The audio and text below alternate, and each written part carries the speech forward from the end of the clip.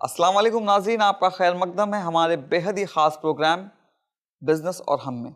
जैसा कि आप जानते हैं, इस प्रोग्राम को मज़ीद आगे बढ़ाने के लिए हमारे साथ मौजूद रहते हैं फवाज़ आरिफ साहब, जिनसे हम पूछते हैं बिज़नेस के सवालात और वो बताते हैं बिज़नेस के नए नए आइडियाज़ और देते हैं हमारे सवालों के जवाबात। तो आइए मैं अपनी गुफ्तगू को यहीं पे समेटता हूँ और चलता हूँ फवाज़ साहब के पास। फवाज़ साहब, अस्सलाम वालेकुम व रहमतुल्लाहि व बरकातुहू। बहुत बहुत खुशी हुई आप दोबारा हमारे स्टूडियो में जज़ाकल्लाह खैर। आए।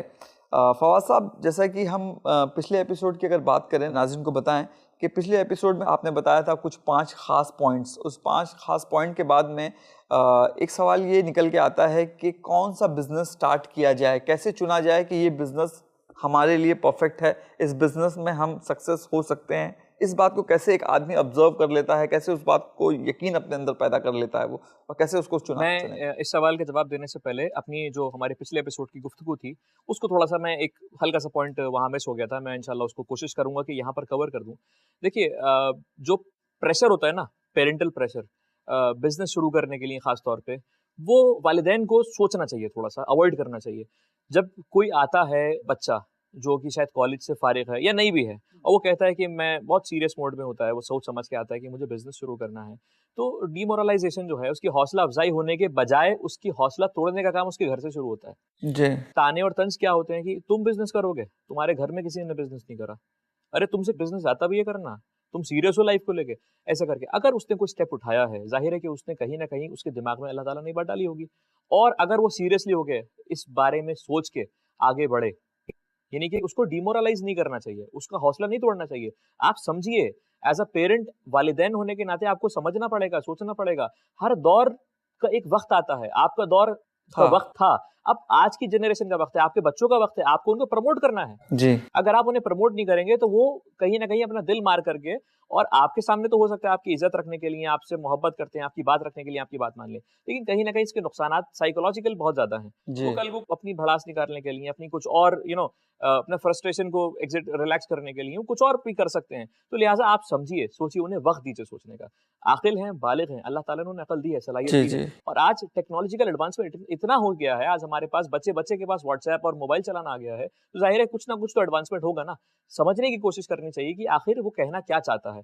तो मेरा वालिदैन से ख़ुसूसी तौर पे रिक्वेस्ट है, दरख़्वास्त है कि जब भी आपके पास अगर बच्चा आता है ये बोल के कि मुझे बिज़नेस शुरू करना है, एटलीस्ट कम से कम उसको एक बार मौका दीजिए सोचने का, समझने का, उसको सुनने का, और उसकी मदद कीजिए, उसका हौसला अफ़ज़ाई कीजिए। अगर हाँ, कुछ ऐसी बात कहता है कि जिसमें कोई नुकसानात होने के इम्कान ज़्यादा हैं, जिससे समाज को बिगाड़ पहुँचाने के इम्कान ज़्यादा हैं, तो आपका फ़र्ज़ है आप रोकिए। आप उसे डाँट भी सकते हैं रोकने के लिए, लेकिन अमूमन तौर पे, जनरल सेंस में आपको कोशिश करनी चाहिए कि आप उसकी हौसला अफ़ज़ाई करें और आप उसे प्रमोट करें इंशाअल्लाह। और मज़ीद मैं इसमें इजाफ़ा करना चाहूँगा कि आप जब इरादा करते हैं कि आपको बिज़नेस करना है और डेफ़िनेटली आपको एक कैपिटल की ज़रूरत होती है, तो आप अपने घर वालों से या अपने दोस्तों से, ख़ास करके अपने घर वालों से जो आदमी कैपिटल की बात करता है, तो अपने बात को एकदम साफ़ अंदाज़ में अच्छे तरीके से रखिए उनके सामने, उनको समझाने की कोशिश कीजिए पूरी तरीके से। कभी-कभी ऐसा भी होता है कि हम समझा नहीं पाते हैं कि हम करना क्या चाहते हैं। अगर आपका अपना पॉइंट ऑफ व्यू क्लियर होगा, तो डेफ़िनेटली आपके पेरेंट्स भी आपका साथ ज़रूर देंगे। बिल्कुल।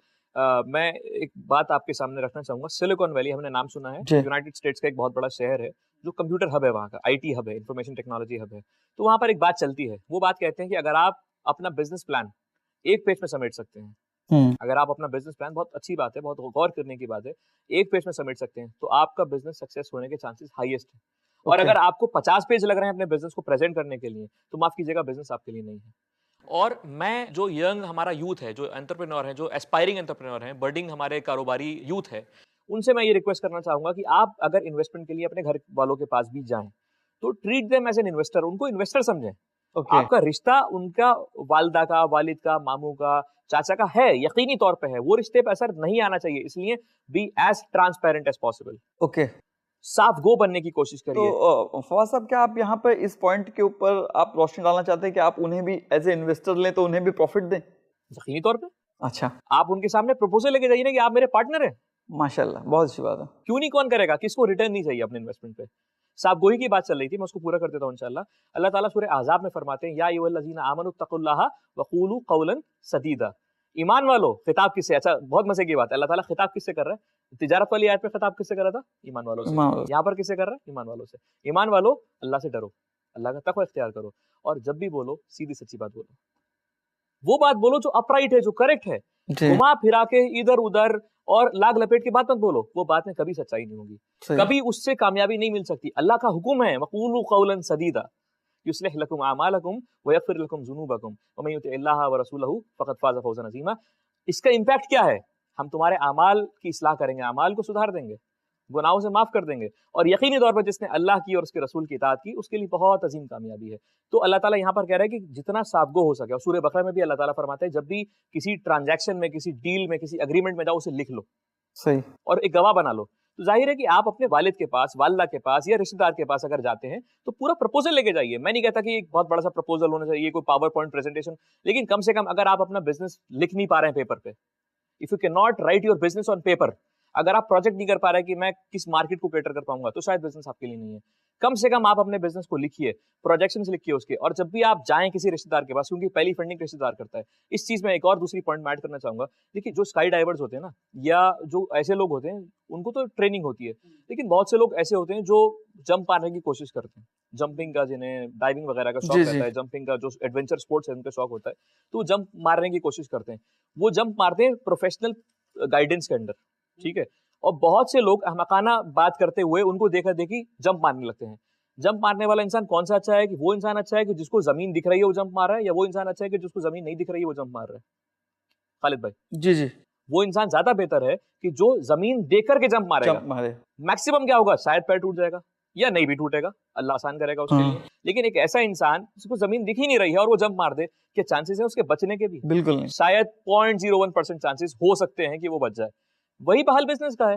आप एक अपना बेस तो बनाइए, एक कैपिटल का बेस तो बनाइए कि हाँ, मुझे जो जंप मारना है, मेरा मैक्सिमम लॉस का जो टेस्ट है वो इतना है। जी, मैं अगर 1 लाख रुपया लगा रहा हूं तो मैक्सिमम जो मैं लॉस झेल सकता हूं 50,000 60,000 का मैं झेल सकता हूं। तो एक पूरा प्रेजेंटेशन प्रॉपरली, बहुत सिंपल, मैं नहीं कह रहा कि बहुत टेक्निकल आपको वर्ड्स, बहुत ज्यादा कोई लीगल वर्ड्स उसमें, लीगल अल्फाज उसमें जोड़ने हैं। बहुत सिंपल करके प्रोजेक्शंस बनाइए और उनको बोलिए कि आप इन्वेस्टर के तौर पे मेरे साथ आएं, इंशाल्लाह जरूर आएंगे। और बाकी आपकी प्रेजेंटेशन आपकी स्किल्स के ऊपर है, लेकिन ट्रांसपेरेंसी, कॉन्फिडेंशियलिटी, ऑनेस्टी, जी। जितना ट्रांसपेरेंट, जितनी साफगोई हो सके, कॉन्फिडेंशियलिटी, उनकी आपकी जो इन्फॉर्मेशन है वो सीक्रेट रहे। वो पूरे रिश्तेदारों में आप मत कर दीजिए उसको शुरू करने से जी। पहले। क्या होगा, क्या कहेंगे लोग, हुँ। वो वाला पॉइंट आ जाएगा। जी। और तीसरी बात, आपकी ईमानदारी, साफगोही, आपकी सिद्दीकियत और अमानत, वो चीज जरूरी है। तो वो इंशाल्लाह अल्लाह ताला उसमें बरकत देगा। बहुत-बहुत शुक्रिया, बहुत ही अच्छी बात बताई। नाज़िर, जैसा कि फवाद साहब ने बताया अभी-अभी कि आप अपने प्रोजेक्ट को अगर पेपर पे आप नहीं लिख सकते हैं, तो आप उस बिज़नेस को नहीं कर सकते हैं। यहाँ फिर से वो बात आएगी है कि आपको अपने साथ में पेपर और पेन रखना है। ये बात बहुत ही कीमती और बहुत ही ख़ास है, इनको नोट करके रखिए, आपके फ्यूचर को सँवार सकती हैं। तो जैसा कि फवाद साहब ने बताया कि अगर आप प्रपोज़ल अपने पेरेंट्स के सामने भी लेके जा रहे हैं, तो उनको आप बताइए बेफ़िक्र होके कि मैं आपको एज़ ए इन्वेस्टर लेना चाह रहा हूँ, और डेफिनेटली रिटर्न्स किसको पसंद नहीं है। और वो उनका पैसा भी, जो उनकी गाढ़ी कमाई है, जो मेहनत की कमाई है, डेफिनेटली उनके अपने बेटे, अपने भाई के हाथों में रहेगी, तो ज़्यादा सेफ रहेगी। तो आइए बातचीत को आगे बढ़ाते हैं। फवाद साहब, बहुत ही अच्छी बात आपने बताई। हमारा सवाल जो था आपसे पहले, सबसे पहले जो मैंने सवाल किया था कि क्या बिज़नेस शुरू किया जाए, कैसे हमको ये पता चले कि ये बिज़नेस मेरे लिए सूटेबल है, क्या मैं इस बिज़नेस में प्रॉफिट कमा लूँगा, ये चुनने का क्या आइडिया है, कैसे इसको हम समझें? मैं चाहूं तो एक बहुत लंबी लिस्ट दे सकता हूं कि जो बिजनेस हम लोग कर सकते हैं, ओके। लेकिन जब तक आदमी की दिल की गवाही नहीं देगी, क्या वो बिजनेस शुरू कर पाएगा? शायद बिल्कुल। नहीं। मैं एक छोटी सी मिसाल देता हूँ। एक आदमी है, एक बच्चा है, उसने एमबीए करा, ओके। ग्रेजुएशन करा, 12th पास करा, 10th पास करा। अब वो, उसको अगर मैं ये बोलूंगा ना कि तुम ये काम कर लो, ये कारोबार शुरू कर दो, शायद वो बोलेगा मैं, मेरे लिए बना ये कारोबार, मैं नहीं करूंगा। मैं छोटी सी मिसाल आपको देता हूँ, समझाता हूँ, समझाने की कोशिश करता हूँ मैं। मोबाइल आज हर एक के हाथ में है, बिल्कुल। मर्द हो, औरत हो, बच्चा हो, जवान हो, बूढ़ा हो, हर एक के हाथ में मोबाइल है, और एंड्रॉइड फोन का जमाना है। इसमें मैं इजाफा कर दूं, जी, एक छोड़ दो हैं हाथ। दो है माशाल्लाह। अल्लाह और इजाफा करे उसमें, मजीद इजाफा करे और हिदायत की रोशनी से नवाजे।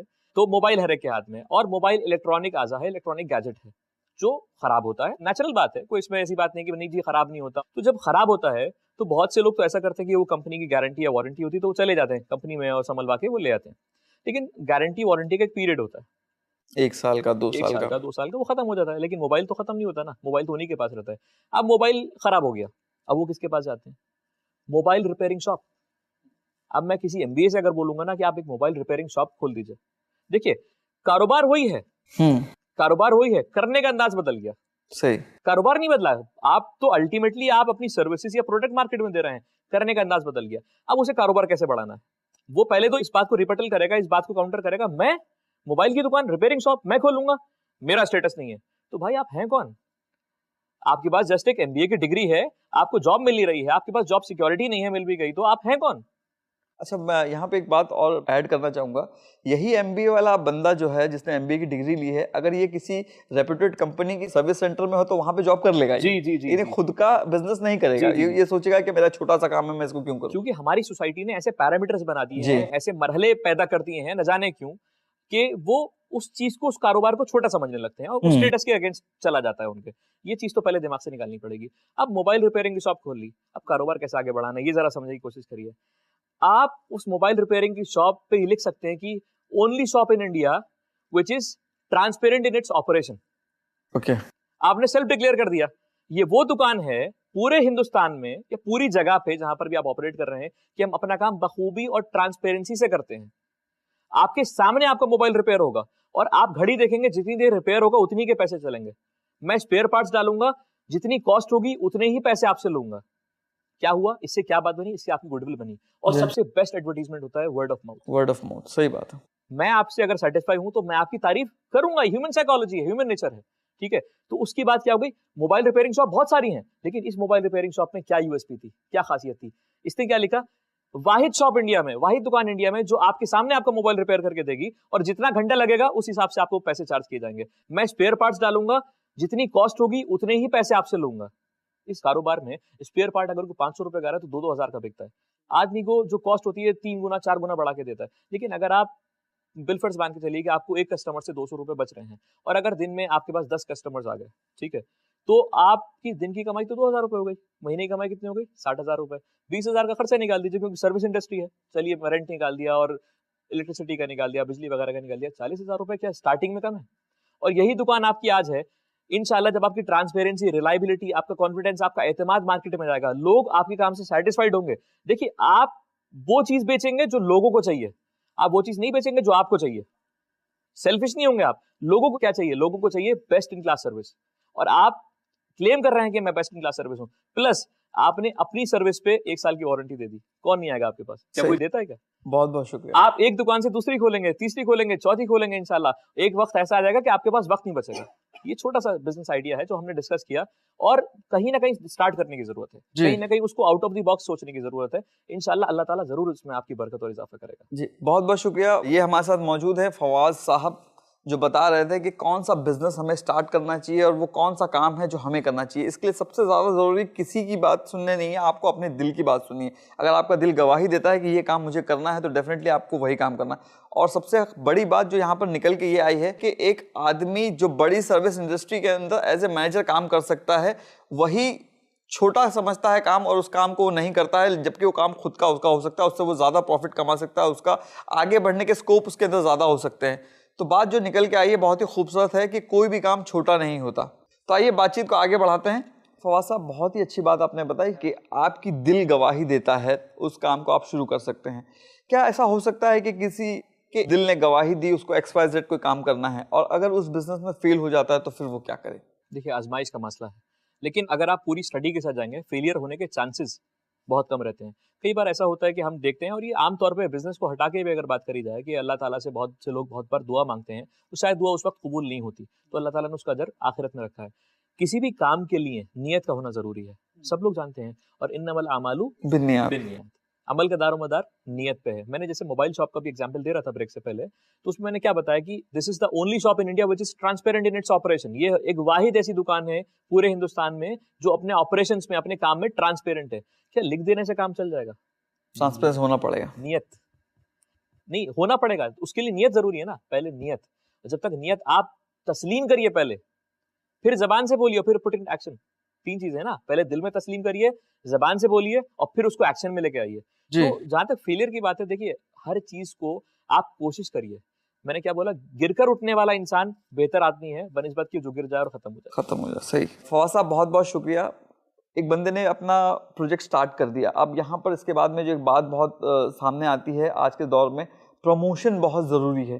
क्या वेबसाइट के थ्रू, एडवर्टाइजमेंट के थ्रू वाकई हमें प्रमोशन करना चाहिए या पहले अपने बिजनेस को स्टार्ट कर दें और उसी के ऊपर हम काम करते रहें? क्या सही तरीका क्या है? दो तरीके हैं, मतलब दो पैरेलल तरीके हैं।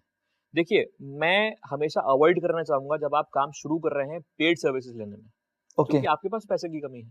जाहिर है कि आप गूगल को या किसी भी ऐसी ऑर्गेनाइजेशन को पैसा देंगे जो आपके लिए एडवर्टीजमेंट का काम करे, शुरू में बात कर रहा हूँ, बाद की बात नहीं कर रहा, तो वो थोड़ा सा आपके लिए बर्डनसम हो जाएगा, आपके लिए थोड़ा सा उस पर बर्डन पड़ जाएगा, आपके अपने फाइनेंशियल्स पे, आपके अपने इन्वेस्टमेंट पे।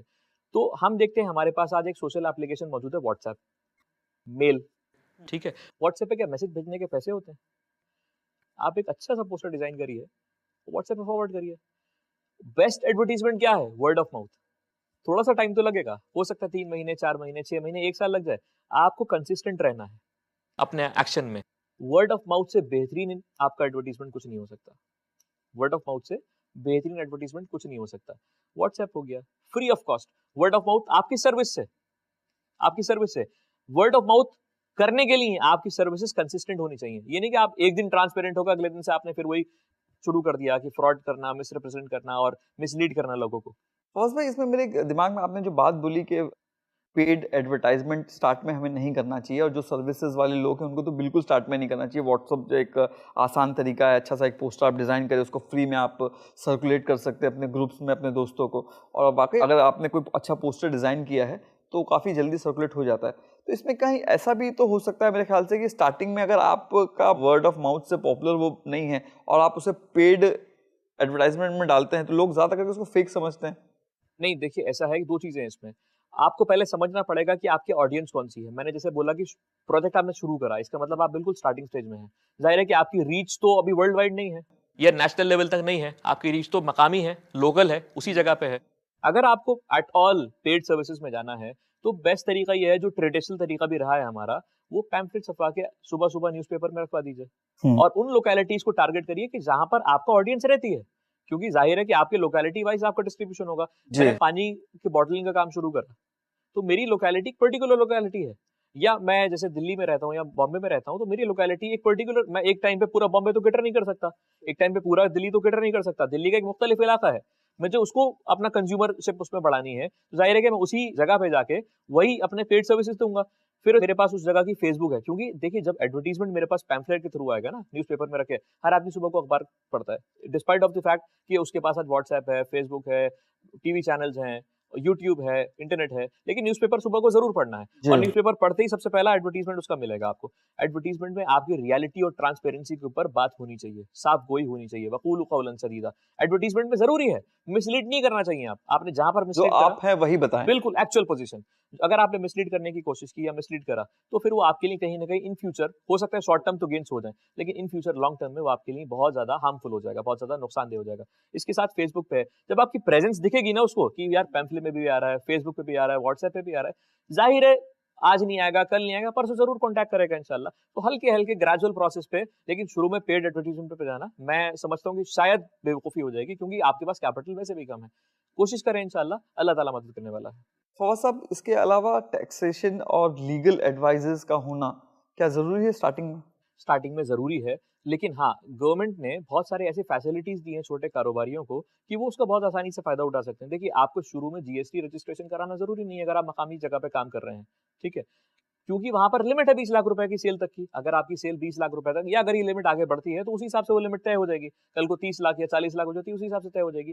तो आपके पास 20 लाख रुपए तक की जो लिमिट है, कि आप तब तक तो नहीं कर सकते, ठीक है ना? तो आप मत करिए। आप एक अच्छा-सा अपना ब्रांड बनाइए, लोगो बनाइए, आप उसको ब्रांड को प्रमोट करिए, ठीक है? लेकिन हाँ, अगर आप काम कर रहे हैं तो ट्रांसपेरेंट गवर्नमेंट के साथ भी रहिए।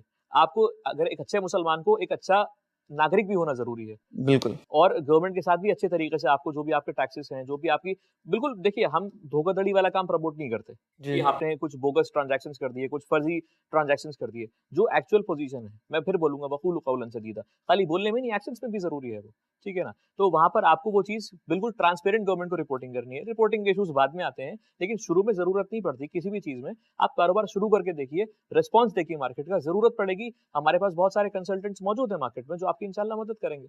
बहुत बहुत शुक्रिया नाज़रीन। जैसे कि फवाद साहब ने बताया कि ट्रांसपेरेंसी बहुत ज़्यादा ज़रूरी है, जो आप करते हैं वही बोलें। ऐसा नहीं है कि आप करते थोड़ा है और बहुत ज़्यादा बढ़ा चढ़ा कर उसको आप बता दें। ये फॉर द शॉर्ट पीरियड आपको फ़ायदा तो पहुंचा सकता है, लेकिन ये आपको लॉन्ग टर्म में आपको स्टेबिलिटी नहीं देगा, आप मार्केट में टिक नहीं पाएंगे। तो आइए नाज़रीन, फवाद साहब से इस छोटे से वक्त में पूछने की कोशिश करते हैं कुछ और सवालात। फवाद साहब, मेरा अगला सवाल, बहुत कम वक्त बचा है इस एपिसोड के अंदर, लेकिन बहुत अहम सवाल मैं आपसे पूछना चाहता हूँ कि एक बिजनेसमैन का अपने समाज के, अपने सोसाइटी के टुवर्ड्स क्या रोल होता है? देखिए, मैं इसका जवाब एक थोड़ा से मुख्तलिफ अंदाज में दूंगा। मैं बिजनेसमैन नहीं बोलूंगा, मैं जी। मुस्लिम बोलूंगा। ओके। एक मुस्लिम का अपने समाज के टुवर्ड्स, माशरे के टुवर्ड्स, ये सोसाइटी के टुवर्ड्स क्या रोल होना चाहिए? वो रोल ये होना चाहिए कि वो इतना ज्यादा रहम दिल हो समाज के टुवर्ड्स, अगर वो किसी जरूरतमंद को देखे, खा कि वो उसका अपना एम्प्लॉय क्यों ना हो। समझे आप मेरी बात? किसी जरूरतमंद को देखे, खा कि उसका अपना एम्प्लॉय क्यों ना हो।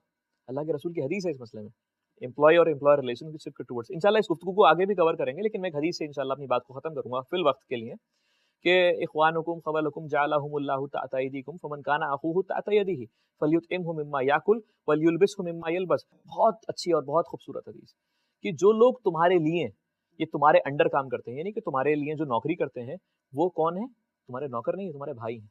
माशाल्लाह। तुम्हारे भाई हैं। तो जो कुछ तुम पहनते हो उन्हें पहनाओ।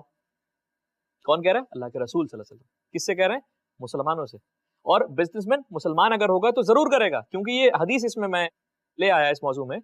जो कुछ खुद पहनते हो उन्हें पहनाओ, जो कुछ खुद खाते हो उन्हें खिलाओ, और जो कुछ काम ऐसा करते हो जो तुम्हें कंफर्ट देता है, जो तुम्हें आराम देता है, तो वो उनको भी दो। सही। जैसे कोई बड़ा बिजनेसमैन है और उसका काम लोडिंग अनलोडिंग का है, और वो देख रहा है कि मजदूर सुबह से बेचारे धूप में लोड कर रहे हैं, सामान को अनलोड कर रहे हैं।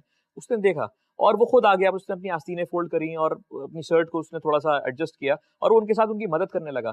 तो उस मजदूर के दिल में क्या मामला रहेगा, और अल्लाह ताला कितना बड़ा अजर और सवाब देगा कि आपने एक मजदूर का हाथ बढ़ाया। सही। दूसरी बात, pay the labour his wages before his sweats gets dry, कि मजदूर को उसकी मजदूरी दे दो इससे पहले कि उसका पसीना सूख जाए। तो ये अलग अलग पहलू हैं, हम इस पे इंशाल्लाह लंबी बहस करेंगे, लंबी गुफ्तगू करेंगे, क्योंकि वक्त भी कम है आज।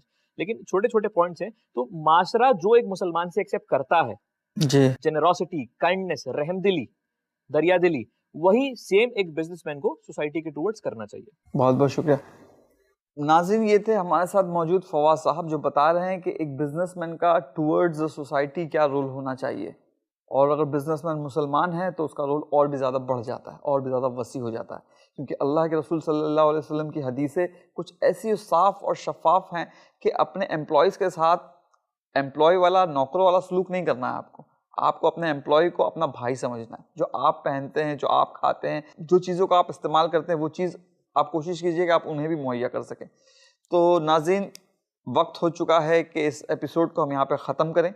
इंशाअल्लाह अगले एपिसोड में फिर मुलाकात होगी। फवाद साहब से कुछ और सवालात पूछेंगे, अपने इल्म में और आप लोगों के इल्म में इजाफा करने की और कोशिश करेंगे। मुझे दीजिए इजाज़त और रखिए अपना ख्याल। Khalid Khan signing off. अस्सलाम वालेकुम व रहमतुल्लाहि व बरकातुहू।